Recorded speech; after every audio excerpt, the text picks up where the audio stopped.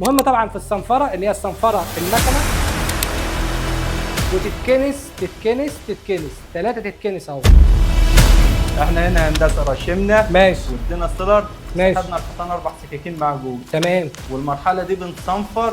وبعد ماشي. الصنفره هننضف الحيطان كلها باللسف، ندي اللسف سيلر حراري تمام. والحيطان سيلر مائي. تمام. وبعد كده نشتغل في مراحل التشطيب، نسحب الساف ونشطبه ابيض تمام الله ينور 70 عليك. 70، وبعد كده بالظبط. تشطيب الحيطان جوتن. تمام الله ينور عليك. وهي دي المواصفه اللي احنا شغالين بيها، يعني السيلر المائي للحوائط والسيلر الحراري للجبسون بورد. وطبعا احنا عارفين ليه المائي للحوائط وليه الحراري للجبسون بورد، علشان خاطر طبعا ما يفقعش، لان ده كرتون اللي هو الجبسون بورد، فلازم طبعا ليه السيلر الحراري.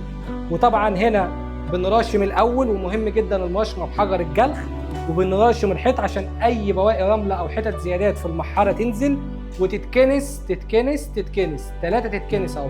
وبعد كده بنشتغل سيلر المائي، وبعد كده بندي ناخد سكينه اولى بالطول، السكينه الثانيه بالعرض، والسكينه الثالثه بالطول، والسكينه الرابعه بالعرض. ليه؟ علشان خاطر تبقى عامله زي الشبكه كده، الطول كله يتاخد والعرض كله يتاخد، وابقى ماشي عكس، واحده طولي واحده عرضي، فتبقى الاثنين ماشيين. ابقى ضامن كويس جدا ان الحيطه كلها اتاخدت واتعملت واتقفلت. وطبعا ما بين السكينه الاولى والثانيه والثالثه والرابعه، الاولى الابيض، الثانيه بيج، الثالثه ابيض، الرابعه بيج، يعني دي السكينه الرابعه.